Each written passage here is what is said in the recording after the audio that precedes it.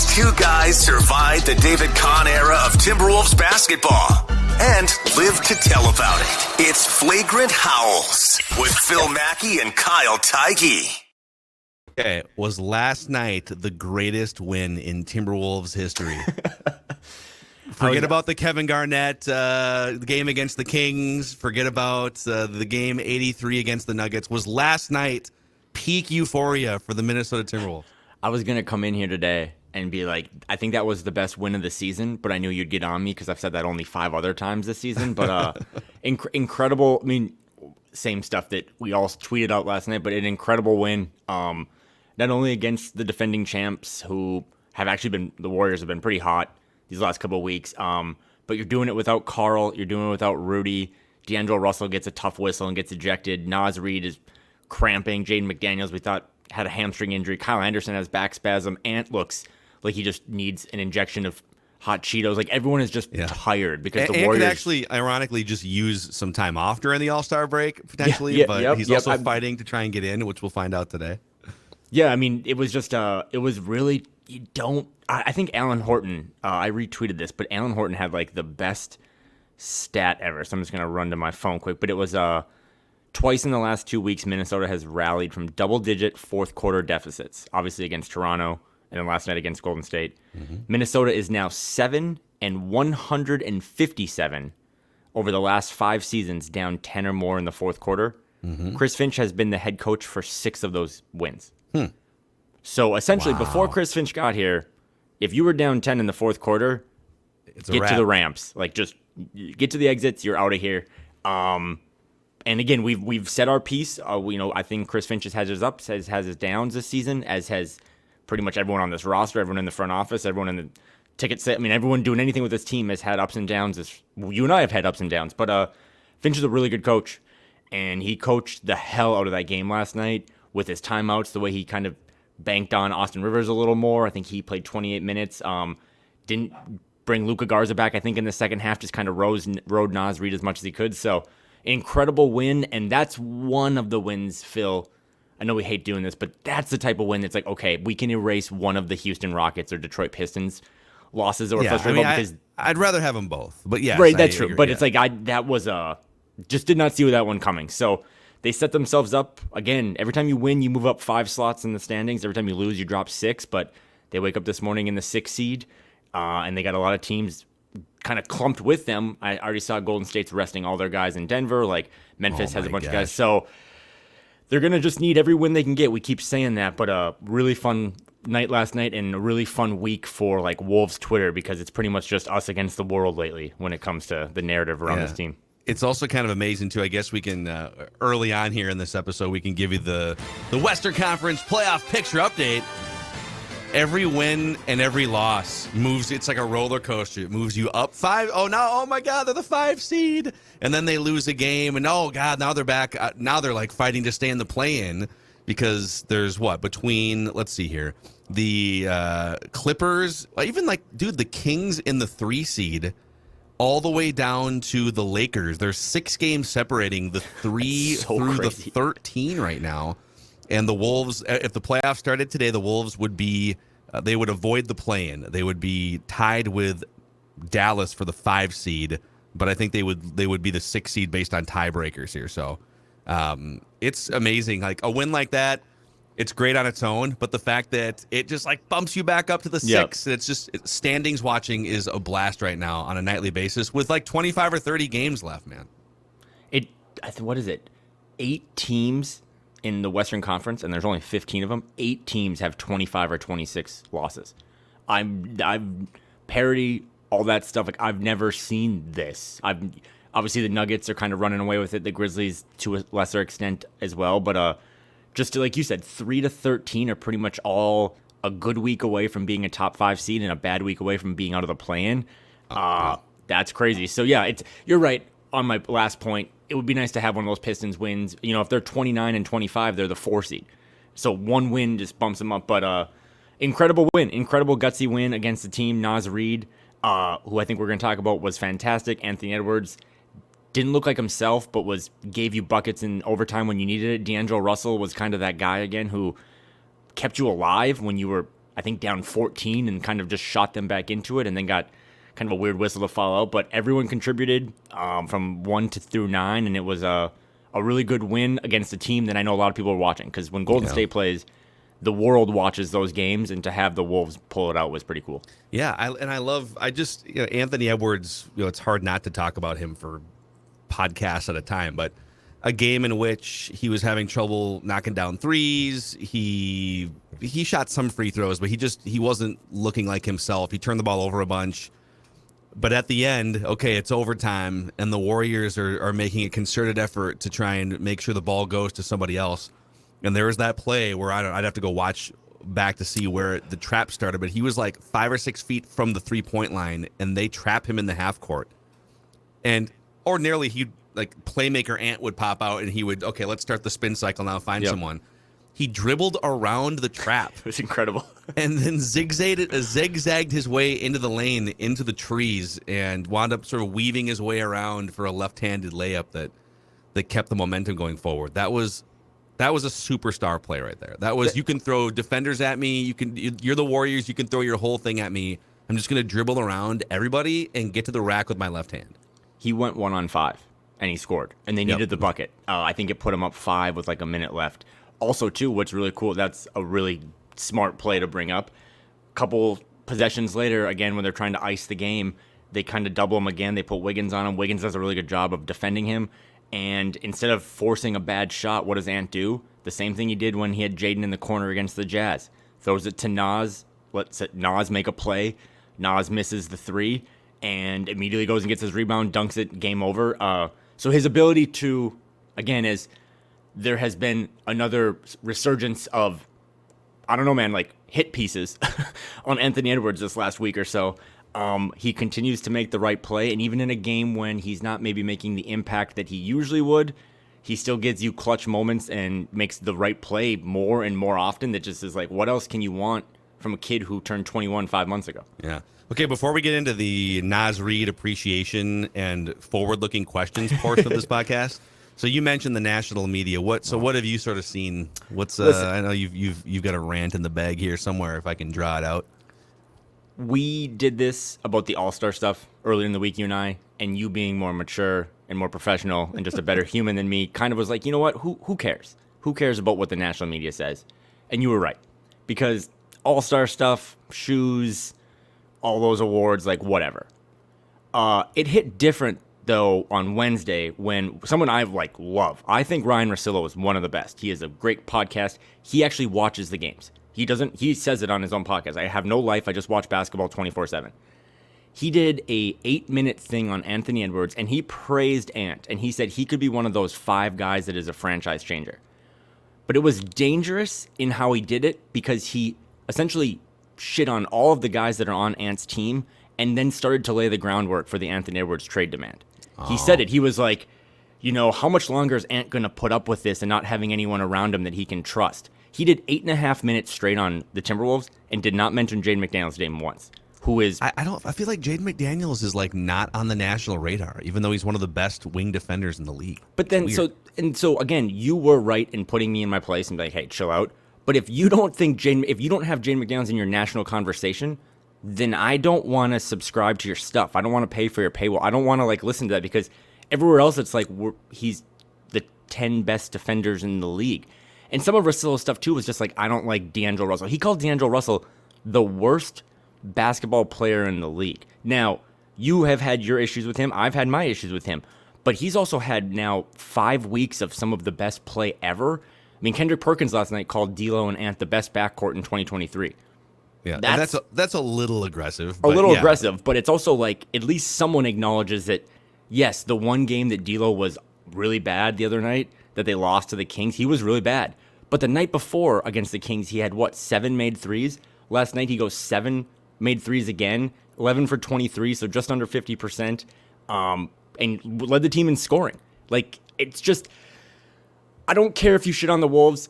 Phil was right, I was wrong. They deserve a lot of it. They deserve the criticism. They've never been a good franchise. But when you start, and you listen to that Russillo thing, when you start doing the thing of how much long is he going to sign his rookie extension? How much longer is he going to be here? That stuff is really, truly dangerous to me, because now you're planting those seeds of getting another homegrown player out of a small market, and they don't do that with Ja. They don't do that with Scotty Barnes, who's older than Ant. They don't do that with Evan Mobley, who's older than Ant. So I thought that was kind of disingenuous. And then Russillo followed up today and was like, I can't believe Timberwolves fans were on me for praising Ant. It's like, listen, man, just because you bench more than us and your chest is stronger doesn't mean our ears are weaker. Like, we heard the podcast. We heard what you said. You basically painted the picture of this kid wanting to get out of here. And none of that's true. He loves it here. He has a really good system internally and his team and stuff. Like, it's just... Stuff just drives me crazy. So if you don't want to put him in the All-Star game, that's fine. That's cool. But if you want to start making stuff up about how much longer can he put up with this, put up with what, dude? He's a 6th seed in the West. Like, talk to Dame. Where's Dame right now? He's 11th. How much longer is he going to put up with it? He's older. He has a less of a career coming forward. Like, maybe he should demand a trade, right? Like, maybe Steph should demand a trade. They don't want to trade James Wiseman, who, by the way, went 2nd overall in the 2020 NBA draft. Slick DNP CD last night. Okay. How about that? So just doesn't play, not injured. I had to confirm. I was like, is he hurt? Nope, he's just bad. So again, when you want to question if the Minnesota Timberwolves can, develop their players, they got 2 guys in the 2020 draft who are all-star and all-defensive team. Yeah. Bring that up. And rant. Bravo, by the way. That's a wonderful rant. Very well said. I'm sorry. I got to calm down. Less coffee. But I will say last night when you were texting me, do you want to do another podcast? February, we're back to drinking wine. It's so great. Dry January is a thing of the past. We're back. Wolves are winning. Wine is flowing. So I was on one last night. But thank you for letting me get that off my chest. When Naz Reid grabs his own rebound, throws a dunk down, and that second glass of Pinot Noir hits, Kyle just running around the living room. I think there is a misperception, and some of it's self-inflicted.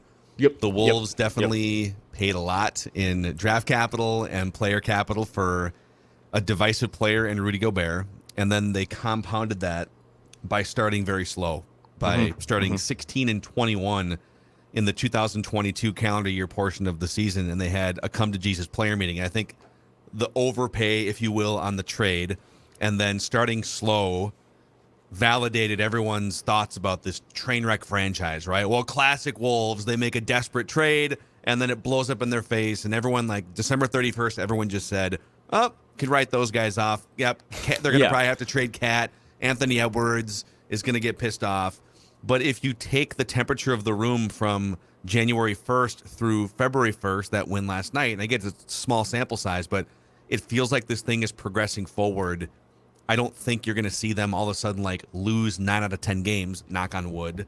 I think Anthony Edwards has reached a new level. So I think there's just a misperception about where the Wolves are at, that, Anthony Edwards is going to become a malcontent. Well, wait a second. They're about to make the playoffs, most likely for the second straight year.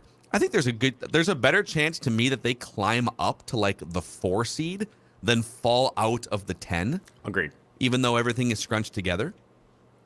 There is a big question about how do you integrate Karl Anthony Towns, and we'll talk about some of this stuff. But the Wolves are about to make the playoffs for the second consecutive year for the first time in almost 20 years. Anthony Edwards is exploding. If the roster isn't perfect, they have trade pieces that they can leverage, either now in the next week or sometime this summer.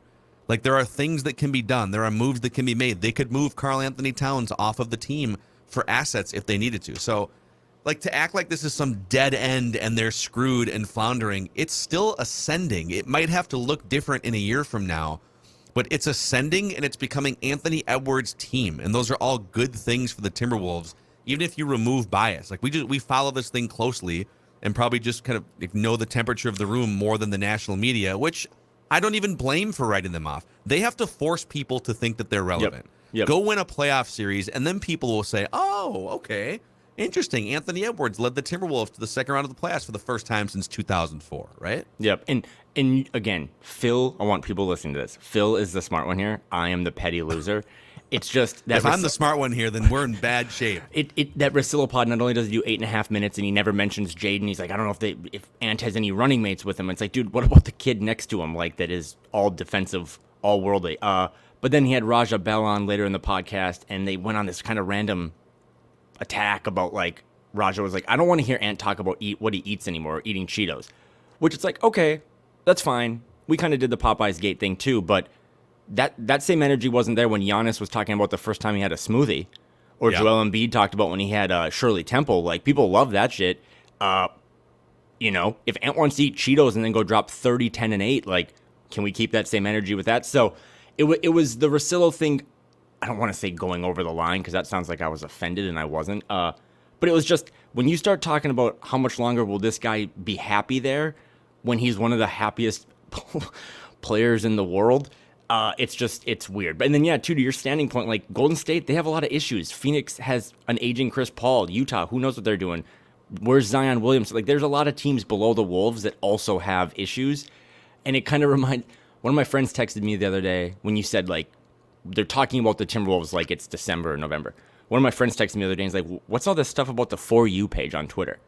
Like, why is everyone complaining about this? Like, just have the Twitter that's just one timeline.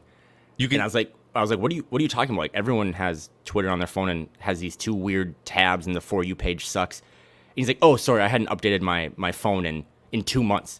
That's like the national media. It's like they just haven't done the latest software update to be like, oh, actually, the Timberwolves don't suck. The Timberwolves are actually kind of fun, and you're just using the software that you had in December or November to essentially cover this thing. I'm glad you brought up the For You tab on the Twitter app. Dude, let's go. I hate it so much. I don't mind it. For two reasons. Number one, it's kind of like, okay, yeah, based on the algorithm and the people that I interact with or fight with on Twitter. That's true. Okay, it's going to kind of show me within the last 24 hours, what I may have missed. Okay. And if I don't like it, I can just swipe one over I can read my feed. People freak out over like, what's this For You page? Just swipe one over and you can read your timeline in chronological order. I still would like my active timeline, latest tweets first to be like the standard. So maybe if they could just switch sides and put the For You page on it. It's a lot of extra thumb work, but you're right. I do always go to the For You page and there's some weird either political take that it's like I don't subscribe to any of this, or it's probably you arguing with someone who's not understanding your Kirk Cousins takes or a Naz Reid take. But yeah, it is a good way to like follow up on things you miss. It's just I wish the order of it was a little different. But okay, you're right. Again, I'm just all worked up for no reason. So let's talk Naz Reid because you had a really good Naz Reid point that I think went over some people's head. Well, people got mad. Last night, Naz Reid was slicing and dicing the Golden State Warriors for 2.5 hours. And if you are interested in a kitchen and life-changing experience, I may be over-exaggerating a little bit, but I'm telling you, my wife and I have made it a goal to be more adultish, if you will, in 2023. So we're cooking more of our own meals. We're spending more time in the kitchen. And my new friends at Vivrant, online knife sharpening service, have come in and have heightened this experience for us. So what you do is they'll mail you a kit. It's a male-friendly, mailman-friendly kit. A knife isn't going to poke out of a bag and like get the mailman. They send you a kit. You send your knives in to be professionally sharpened. This all takes place within just a few days. They'll send you replacement knives in the meantime as well. If you've never had your knives sharpened, and like most people have knives, most people don't get them sharpened. It is a game-changing experience, and Vivrant makes this process super easy. So you can either go to vivrant.com, that's Vivront.com, or you can stop in to the store in Wayzata where Joseph and his team will just sort of help you along with the experience. They also, it's not just about sharpening knives. They have classes, skills classes for you, Japanese knives as well. The first 100 score listeners to use the promo code SKOR will receive a free vegetable peeler as well with your order. So, and on the philanthropic side, every order through Vivrant supports paying off school lunch account balances in our local schools. I love that. That's really cool. Get those knives sharpened, help pay off lunches. Vivrant.com. So, Kyle, I sent what I thought was just sort of a fun... No, it was a good tweet. Relevant, innocuous poll out on Twitter, and I actually went to bed, and I woke up and was like, just getting dunked on by like Wolves bloggers and stuff. You're trying to divide the fan base. No, so we have a week until the trade deadline. We've talked about this for the last like 2 months, basically. The Wolves have D'Angelo Russell, free agent. They've got Naz Reid, free agent. Jalen Noel on a much lesser scale, a free agent. And if you look ahead, for instance, because this is why this matters, why this conversation matters. In 2 years from now, the NBA salary cap is projected to be $140 million. Yep. Give or take, but it's projected to be $140 million. Luxury tax, $170 million. 2 years from now, Cat's salary is going to be $50 million. Gobert, $44 million. I'm estimating here. I believe I believe based on the rookie max contract, when you come out of your rookie contract into a max like Anthony Edwards is about to, I think it's going to be about $35 million in that first year for him. I think it was 33 this year. I think it probably goes up to like 35 for the first year, and that first year will be in 2 years. I'm estimating on Jaden McDaniels, they're going to extend him almost certainly, and it's probably going to be for like half of Ant, maybe. Like, I don't think it's a max. Maybe it's like 20. I did this with Dane Moore on Friday, but what did he say? Our thing was, is it start at 4 years, 100 million, so that's 25 a year, and then we went up to Dane's question was, could he get a max? I don't think he's going to get what Ant gets, but I if you're his team or his agent or whatever, like, you're going to, I mean, again, this is all semantics because they're going to pay him both, but that number could get much higher than we think, especially as we're just daily out here doing propaganda for this guy being the best defensive wing in the league. So maybe I should cut that down a little bit, but no, back to your point, like, he's going to get paid at least $25 million a year too. So I have him probably low at 20 with this math here. So 50 plus 44, that's 94, plus 20 brings us up to 114 on the low end, and then an attack on another 30 to 35 for Ant. That brings us up somewhere between 145 and $150 million. Again, with a projected cap of $140 million. Those 4 players alone have you at or above the salary cap. It's a soft cap. You can re-sign. You've got bird rights on Naz Reid. As people are pointing out, like, well, you can re-sign Naz Reid. Well, but Naz Reid could also go play 35 minutes a night somewhere as a starting player and not have to worry about Gobert and Karl Anthony Towns. So looking out 2 years from now, you have to fill out the rest of your roster with guys that make at least a couple million each, right? And if you want the Kyle Anderson types, so you have huge decisions to make about who you want taking up the bulk of your salary cap up to the luxury tax and maybe over in 2 years from now. And so I tweeted out last night, again, this is probably a little bit of recency bias, if not a lot, because of how Naz played last night. You can only keep 2 going forward. Would you keep Cat and Gobert, Cat and Naz, or Gobert and Naz? Almost 9,000 votes on this thing in like 15 hours. 45% of people said they would keep Gobert and Naz Reid. It was by far the most popular option here. And then tied at 27.5% are keep Cat and Naz Reid, keep Cat and Gobert. So the Naz Reid votes, if you just look at the Naz Reid options, it equates to, let's see here, over 70% of the fan base wants to keep Naz in some combo. And then the other ones for Cat, it's only 54%. And then for Gobert, it's about the same as Naz. So Cat is sort of third among the people that voted on this poll of which of those you would want to keep, which of those 2. If anything, the only reason I can imagine people thought they would push back on you is, again, I thought I'm going to go 2 ways with this. One, maybe the timing was weird. Maybe people, like, it reminded me of winning like a parlay or a scratch off and being like, oh man, we won some money. And then being like, yeah, but I still got to do my taxes. Like, that's what Phil was doing. He's like, hey, That's fair. Do you want to discuss this Naz thing 5 minutes after they had a really fun win? And people are like, no, I don't want to do that. You're trying to break up the team. It's like, no. This is, now to my second point, this is part of the Gobert stuff that is just going to linger until, I guess, forever, or until these contracts expire. Yeah. And I say that because you invested so many extra picks. Like, if you had $1 million budget for your whole life and you overpaid for the house and it was a $600,000 house and you paid $900,000, you only have $100,000 left to, like you said, build the roster. So yes, they can use the bird rights to keep Naz. I think you could make a argument that you can actually have Naz, Karl, and Rudy at least for 1 year.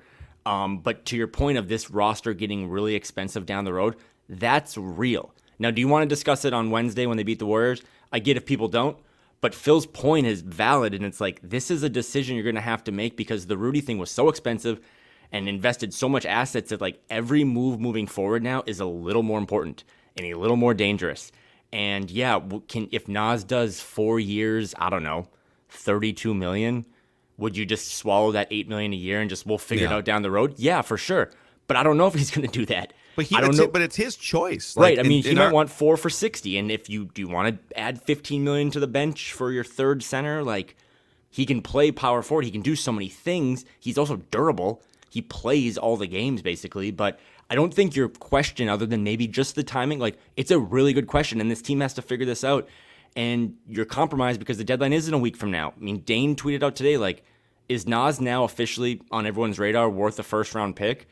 If you're not going to resign him, or you don't think you're going to have the ability to, and I don't know, Mark Lowry, Alex Rodriguez, Glenn Taylor don't want to pay a luxury tax, like, then get a first-round pick for him. And I'm saying that as a guy who was like, I don't want Naz traded at all, but if you can't pay him, it's the D'Lo stuff. If you can't pay them, you can't lose them for nothing. You develop these guys, and a first-round pick thrown into your coffer when you don't really have a lot is a big deal. So I don't think they'll trade him. I don't want them to trade him, but these are real conversations that happen inside. So for you to post them outside like you did, this is real. Like, it's a week from today that the trade deadline, and you have to have a decision made on. And I know Doogie's been all over this, but like, they've been trying to extend him. But if I'm Naz Reid and I go drop like 24 and 16 on the defending champions, I might want to go into the summer and let people pitch me and put me on helicopters and put me on cruise ships and like see how much they'll pay me. That's the thing. I think if you can extend him, and even if you're not planning on keeping him for the 4 years, then you can maybe revisit in a year if you need to trade him or something. But it's so tough when we're taking down the weeks until he's a free agent. Our guy Jace Frederick, by the way, from the Pioneer Press, he tweeted this interesting nugget. It's a small sample size, but Naz Reid has made 8 starts for the Wolves this year. The Wolves are 6-2 in Naz Reid's 8 starts. Naz's net rating in those starts is a plus 14. That leads the NBA among starting centers. Again, it's a small sample size, and it would probably regress if he started more than 8 games, but he's just a really good, hardworking, high-energy player. He can shoot. He can get to the bucket. He can handle. You know, like last year, there were some certain games, and maybe even early this year, where I would just kind of deem them not Naz Reid games, or if he was in the game, he'd be like a minus 15 with 5 fouls or something. Yep. And that still happens once in a while. I am not saying that he is as good of a player as Gobert is, or as good of a player as Towns is. But if you have a limited amount of money to spend on your roster, and it's a soft cap again, and if you have a limited amount of time and minutes to give to 6'10" and taller players, would it be more valuable to have Naz for like $8 or $10 million? Young, he's not 30, right? He's like, what is he, 25? 23. 23, dude. He's 23. He aligns with the Jaden McDaniels and the Anthony Edwards sort of age bracket. This is where I get stuck on this. I don't think you can have him. I think if he's going to re-sign with the Timberwolves, he's going to want some assurances long-term that he plays like 30, 35 minutes, right? Not that he's going to be selfish, but if he has a chance to go sign somewhere else for equal or more money and get more playing time and get to the next level of his career, can you promise that to him if you're the Timberwolves? It's kind of a tough spot. Would you rather have a first-round pick for Naz and say, oh, man, sorry, we can't keep you, here's a first-round pick? Or would you rather keep him for a lot less money and trade Karl Anthony Towns for 2 first-round picks and like 2 other, rotation players? Like, these are things they're probably discussing every day inside the Target Center right now. And, for all the criticisms that the Timberwolves receive, and most of it is well earned, like, this was an undrafted free agent that they have essentially developed over these last 4 years into a starting center. And there's 30 NBA teams. There's not even 30 NBA starting centers. Like, some of these teams throughout, they still run out of DeAndre Jordan in their rotation, or a JaVale McGee, guys who are way past their prime. So if I'm Naz, in my rookie year I made $800,000, and again, the cost of eggs is skyrocketing, like, he probably wants to cash in on his development. The playing time thing I've never thought of. That's a scary thing. Like, if he really was like, I want to start.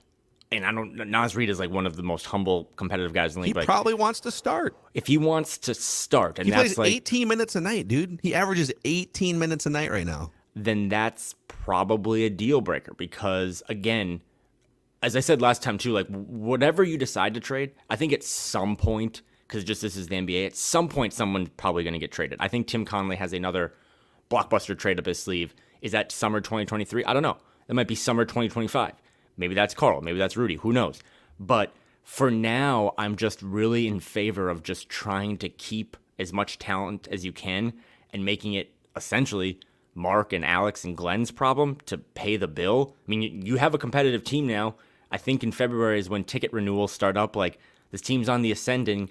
You're going to be able to probably raise prices and, bring more people into the stands. So you're not losing money by any means. And this team is already worth more than it was sold for at the time. So you just got to, open up the page or the checkbook, because Naz Reid, as much as you and I have enjoyed Jalen Noel, like, if you have to pick between Naz Reid and Jalen Noel, it's not even close in my mind. You keep Naz, and you just figure it out later. You just say, we're going to sign you, and then if we trade you in December of 2023, we'll do that. But you can't lose Naz Reid, someone you have invested in and has taken such a leap, for nothing. And that's why Phil said what he said, and that's why if there's a first-round pick dangling out there and it's, God forbid, unprotected, you at least have to have the meeting, right? Like, you have to get everyone in the room and be like, what do you think? Even if you decide no. Yeah, I love, there's something about him, his whole story about dominating the summer league and just kind of grinding his way to that contract with a dominant summer league.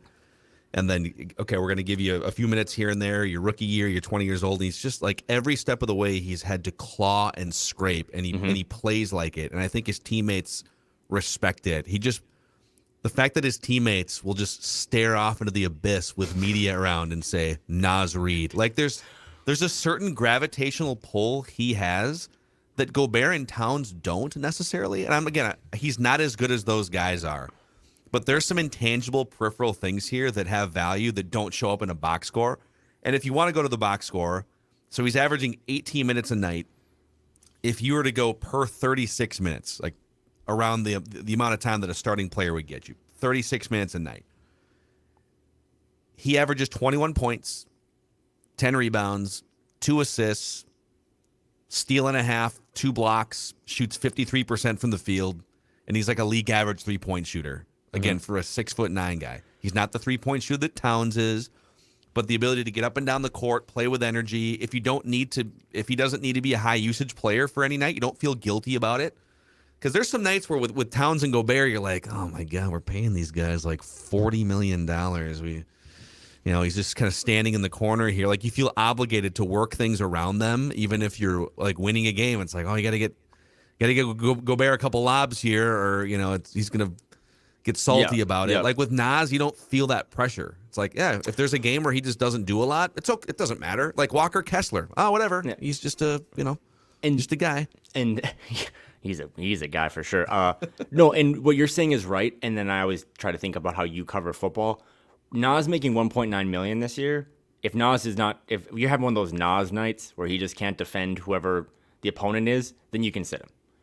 But Naz is going to run into a lesser problem because he'll never make what Carl makes. He'll never make what Rudy makes.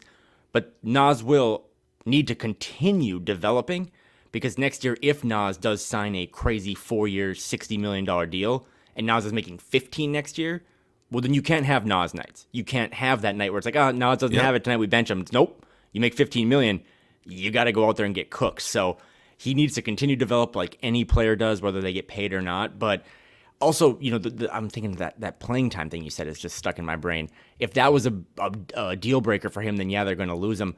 I know, and this is always reported and stuff too, but he is so tight with Nate Knight and Jaden McDaniels. They're like his 2 best friends. They all hung out in the summer. They stay in Minneapolis. They practice. They train together. So that might be something that keeps him around. I know he loves being here. But again, just from 30,000 feet, this kid came from LSU.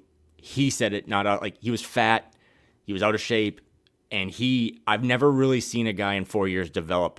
I mean, Ant is taking a leap, right? Or Jaden and stuff. Like, Naz started from a ball of clay, literally, and has become what is like one of the 20 best centers, I guess, in the league. That's on a team that has 2 other ones that are in the top 20. So it's not nothing. It's just incredible to watch. He's one of my favorite players to ever cover. And when the things weren't going well, not this season, but just when the Wolves were a bad franchise those first couple of years, everyone in that organization said Naz is the most competitive person. He takes losing the hardest. And I know you and I are lockstep in this. I love that. Like, I just want a guy who's going to go out there and compete. No one falls down more than Naz, and no one gets up more than Naz. And just, again, last night, he was 2 for 8 from 3. He had so many opportunities to win the game himself. Late in the game, he missed so many threes. Yeah. But then for him to do what he does best, he misses the 3, gets the rebound, yams it on a guy's head, game over. It is worth noting that if you look at his 2-man lineup pairings, the worst among the guys that he's played like 100 minutes with, his worst pairing is with Rudy Gobert. Him and Rudy Gobert on the court at the same time are minus 12 points per 100. Mm-hmm. So that's another factor is that, okay, let's say you decide, we're going to roll with Naz Reid and we may wind up trading Cat for some assets. To this point, he hasn't really gelled with Gobert. So he's not someone you wouldn't like run those guys out as a 4 or 5 combination. So and you know who was bad last night? The worst player on the 9-man rotation last night against a small team in Golden State that runs for 24 seconds on the shot clock. We like him, but Luka Garza was unplayable. Yeah. So that was one of those moments where it's like, Naz Reid in another matchup against a small team, like it would have been great to see Rudy play last night and then Naz back him up rather than Naz playing and Luka back him up. But Luka was 0 points, 3 rebounds in 13 minutes. Naz 24, 13, 4 assists in 35 minutes. So just, Naz is still this team's 3rd best center by a mile. Agreed. And you just can't afford to lose that. So yeah, this next week, I would imagine he stays. I would imagine they don't actually do much before the deadline because they have a good team now.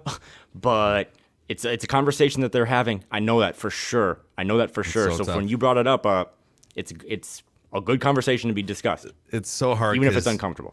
Long term, you do want to recoup. You gave up so many first-round picks for Gobert. It'd be nice to find other avenues to get first-round picks back. Mm-hmm. Well, this is, and Dave mentioned it, like this is probably one of them. You could probably trade Naz Reid for a first-round pick sometime in the next week.